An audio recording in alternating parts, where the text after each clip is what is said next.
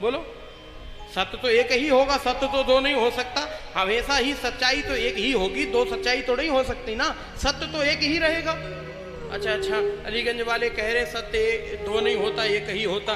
चलिए हम आपकी बात से सहमत हैं। अच्छा, 1 मिनट के लिए जरा हमारी तरफ देखिए आप। अब हम कह रहे सत्य भी दो होता है, सत्य भी दो हो सकता है। अब आप कह रहे होंगे महाराज ये कैसे कह रहे हैं? चलिए आप हमारी तरफ देखो, हम सिद्ध करके दिखा रहे, सत्य भी दो हो जाएगा। कब? आप सवेरे सवेरे जगे और आपके दरवाजे पर कोई मेहमान आ गया और मेहमान ने आपसे पूछा, भाई साहब आपकी माता जी कौन है, आपके पिताजी कौन है? तो आपने कहा भैया ये जो दरवाजे पे बैठे ये हमारी माता जी हैं, वो जो सामने बैठे हैं ये हमारे पिताजी हैं।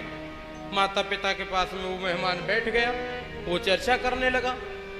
तब तक आप गए, आपने स्नान किया और स्नान करके नहा धो करके आप आए, मंदिर में खड़े हो और मंदिर में खड़े होकर हाथ जोड़कर आप कह रहे थे क्या?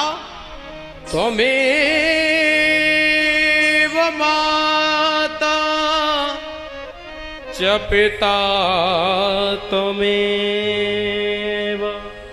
त्वमेव बंधु च सखा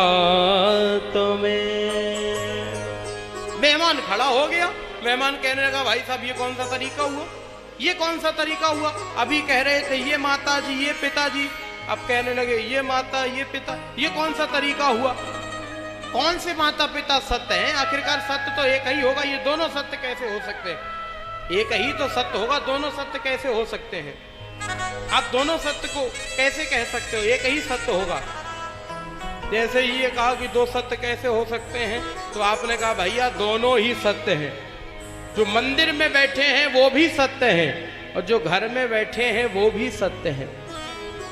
जो मंदिर में बैठे माता पिता हैं वो भी सत्य हैं और जो घर में बैठे माता पिता हैं वो भी सत्य हैं।